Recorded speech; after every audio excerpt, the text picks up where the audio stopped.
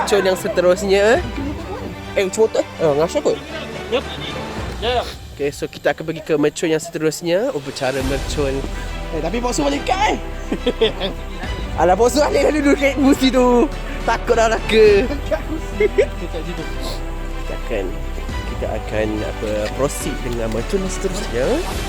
Mana? Tak, nak rekod ni, nak rekod dekat. Kata alah. Siapa? Asrat. Kunci alu mana tadi?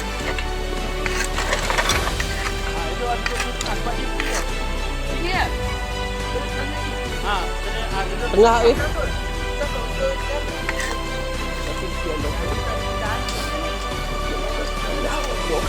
cepat dah. Dah. Nak kunci. Alah, bodoh lah Nuk. Sekejap. So kita akan ada upacara mercun yang seterusnya untuk kita buka. Nanti aku buat video TikTok. Nanti aku buat video TikTok, kita clickbait sikit lah. Kata apa video apa mercun borok. Kita akan memastikan video nak apa views naik. Jadi tiba-tiba apa M-Star. Bosau. Pasal.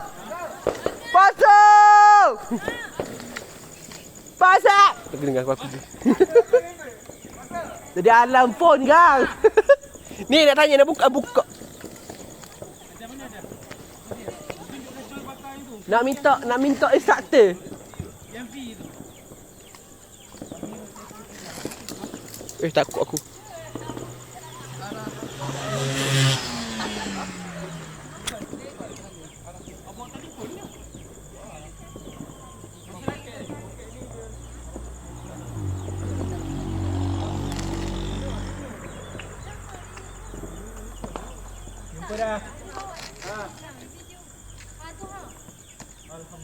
Kita pun tak balik lagi ni. Kita dekat area belakang rumah sebab dia nak buat upacara mercun. Of course lah, siap lah buat benda tu.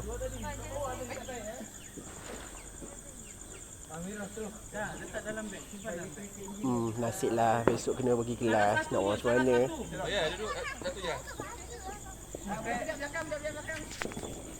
Dah. Panas. Boleh buka tu, takut. Ada paku di sini.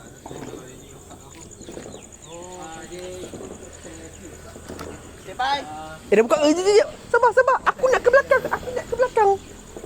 Kejap. Tak nampak situ, Mat? Ya.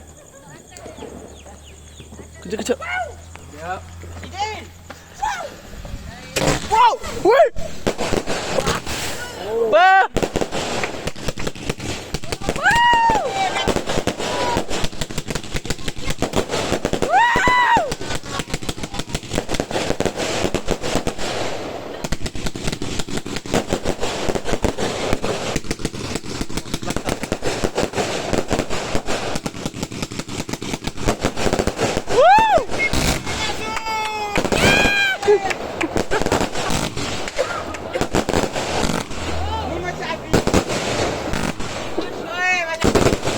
Patut rekod melintang lagi tu. Birthday